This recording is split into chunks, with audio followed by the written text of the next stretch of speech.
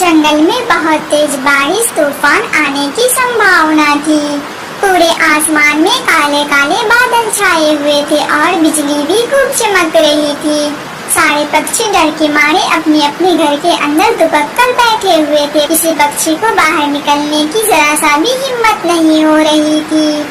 Mummy, अभी कुछ देर पहले तो सुबह हुई है, लेकिन बादलों ने इतना घेर रखा है आसमान और सूरज को कि कुछ भी दिखाई नहीं दे रहा है। हर तरफ अंधेरा ही अंधेरा हो गया है। ऐसा लग रहा है कि जैसे अंधेरी काली रात हो।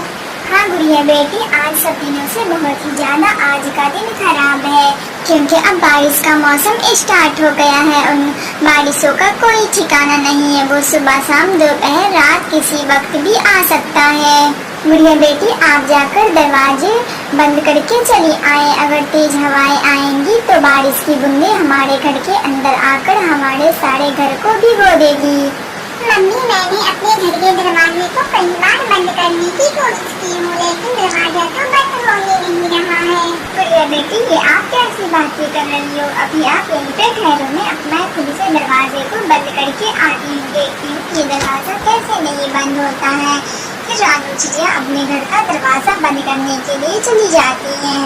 इधर मिट्ठू तोते ने भी अपने घर में दिए जलाए हुए थे, क्योंकि उनका पूरा घर अंधेरा अंधेरा था। अंधेरे में कुछ भी दिखाई नहीं दे रहा था। लूसी जी, ये अंधेरा कितना बढ़ता जा रहा है। इस अंधेरे को दूर करने के लिए हमें अपने घर के अंदर कैंडल या फिर दिए जलाने होंगे, जिससे हमारे घर में रोशनी आ जाएगी। बाहर का मौसम तो देखो कितना खराब हुआ है और भोजन की खोज में भी जाना था। लगता है आज भोजन की खोज में नहीं जा पाएंगे। कबूतर जी, आपने बहुत अच्छा किया जो बरसात का मौसम आने से पहले ही आपने एक मजबूत और बढ़िया सा घर बना लिया है।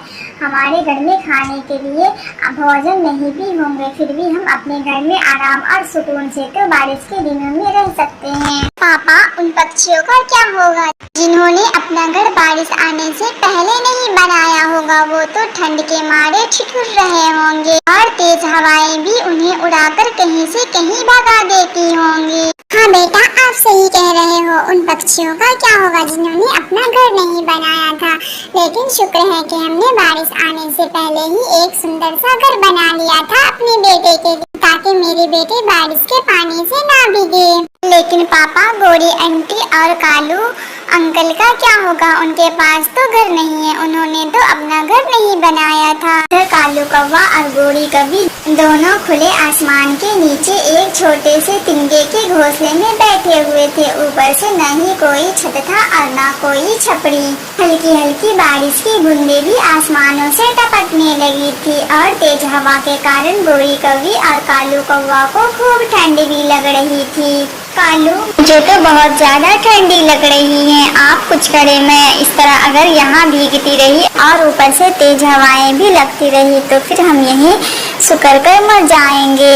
गोरी, अब मैं अकेला क्या करूं? जब सूखे दिन थे तब तो तुमने भी मेरा साथ नहीं दिया और ना ही तुमने मुझे घर बनाने का मशवरा दिया। बस तुम्हें दूसरे पक्षियों के अनाज चोरी करने और उन्हें परेशान करने में ही अपना कीमती वक्त गुजार दिया था।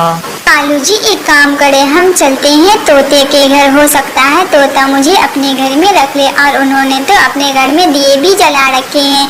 उनके दिए की आग से हम अपने भीगे हुए पंखों को सेक लेंगे। गोरी कौवी और कालू कौवा दोनों मिट्ठू तोता के पास जाते हैं और बाहर से उनके दरवाजे को खटखटाने लगते हैं। मिट्ठू तोता दरवाजे खोलकर अपने घर के बाहर आता है। मिट्ठू तोते, ठंड के मारे मेरी तो जान ही निकली जा रही है। मेरे पास रहने के लिए घर है, हमने तो अपना घर नहीं बनाया था। प्लीज आप मुझे इन बारिश के दिनों में बारिश से बचने के लिए आप हमें अपने घर में रहने दें। गोरी और कालू, मेरा घर तो खुद ही छोटा सा है, मेरे बच्चे भी है साथ में। मैं तुम्हें अपने घर के अंदर कैसे रख सकता हूँ? घर बनाने का वक्त था तब तो तुमने हमारी हाथ नहीं बटाई थी, और अब जरूरत पड़ी है तो तुम हमारे घर में रहने के लिए आए हो। जब हम सब मेहनत करके घर बना रहे थे तब तुम दोनों ने तो खूब सैर सपाटे जंगलों के कर रहे थे, और अब मुसीबत के वक्त पड़े हैं तो तुम हमारे घर में रहने के लिए आए हो। ऐसा कहने के बाद मिट्ठू तोता अंदर जाकर अपने दरवाजे को बंद कर लेता है।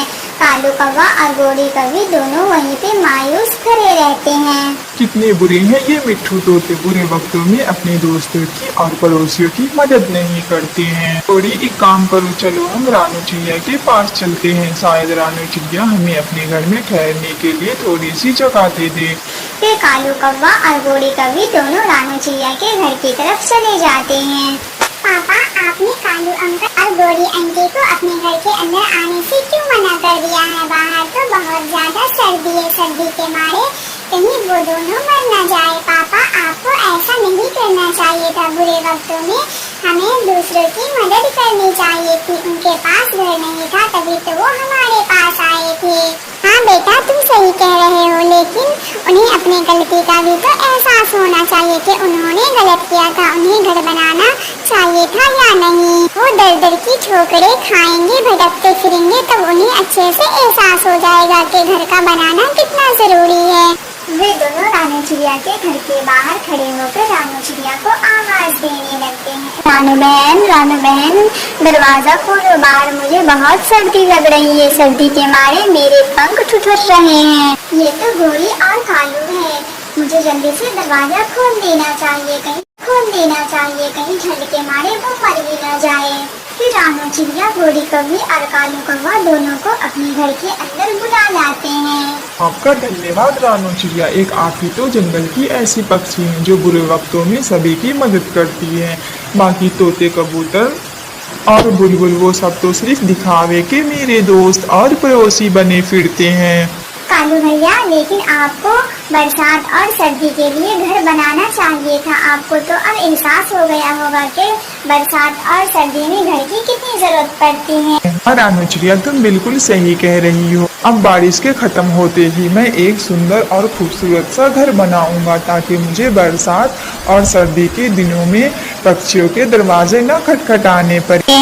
रानू चिड़िया, मुझे बहुत तेज भूख लगी हुई है। क्या आपके घर में खाने के लिए थोड़ा बहुत अनाज हो तो आप मुझे दे दे, मैं अपनी पेट की आग को बुझाऊं। फिर रानू चिड़िया अपने किचन में जाती है और वहाँ से लाकर कालू कौवा और गोरी कौवी दोनों को मकई के भुट्टे देती हैं। वो दोनों तो थे ही बहुत भूख कर, वो जल्दी जल्दी से मकई के भुट्टे खाने लग जाते हैं। मकई के भुट्टे खाने के बाद फिर वो सबके सब सो जाते हैं। लेकिन कालू कौवा और गोरी कौवी को नींद नहीं आ रही थी। वो तो बस रानू चिड़िया के घर से मकई के भुट्टे चुराने के बारे में ही सोच रही थी। जब रात के दोपहर गुजर जाते हैं तब कालू कौवा गोरी कौवी से कहता है, गोरी, तुम सो रही हो क्या? नहीं कालू जी, बताइए क्या बात है, मुझे तो नींद ही नहीं आ रही है। कालू जी, मेरे दिमाग में एक बात बहुत ही तेजी से गूंज रही है। क्या गोरी, बताओ तो जरा, हम भी तो सुने। कालू जी, रानू चिड़िया ने अपने कई बोरियों में मकई के भुट्टे बंद करके रखी हुई ना, हम उनके मकई के भुट्टे को चुराकर यहाँ से चले जाते हैं और बात रह गई रहने की, तो फिर हम कहीं न कहीं अपने रहने का ठिकाना ढूंढ लेंगे। मेरे दिमाग में भी यही बातें चल रही थी।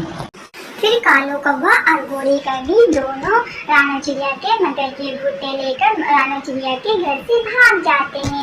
कालू कौवा और गोरी कौवी दोनों बहुत ही ज्यादा खुश थे, लेकिन उन्हें ये नहीं पता था कि उन्होंने तो मकई के भुट्टे चुरा लिए हैं, लेकिन उन्हें चुराकर कहाँ रखेंगे। ना ही उनके पास तो कोई घर है और ना ही कोई आशियाना। कालू कौवा और गोरी कौवी दोनों वो मकई की बोरियां लेकर जा रहे थे। रास्ता बहुत ही ज्यादा अंधेरा था, कुछ भी दिखाई नहीं दे रहा था। तभी सामने एक बड़ा सा पेड़ आ जाता है और उन पेड़ों से टकराकर कालू कौवा और गोरी कौवी दोनों नीचे गिर जाते हैं। उनके मकई की बोरियां भी नीचे गिर जाती हैं। कालू कौवा और गोरी कौवी दोनों के पंख पर जख्म के निशान पड़ गए थे और बहुत सारे खून भी बह गए थे। वो दोनों वहीं पेड़ के नीचे गिरे पड़े हुए थे। अगली सुबह जब रानू चिड़िया उठती हैं तो उनके घर में मकई की बोरियां नहीं थी। अल्लाह, ये क्या हो गया है, मेरे घर से मकई के भुट्टे किसने चोरी कर लिए हैं? रात में तो सारे बोरियां मैंने यहीं रखकर सोई थी। मम्मा, आप लगता है ध्यान नहीं दे रही हैं। आपको पता होना चाहिए था कि मकई की बोरी के साथ साथ कालू अंकल और गोरी आंटी दोनों नहीं है घर में। इसका मतलब कि उन दोनों ने ही हमारी मकई की बोरियां चुरा करके ले गए हैं।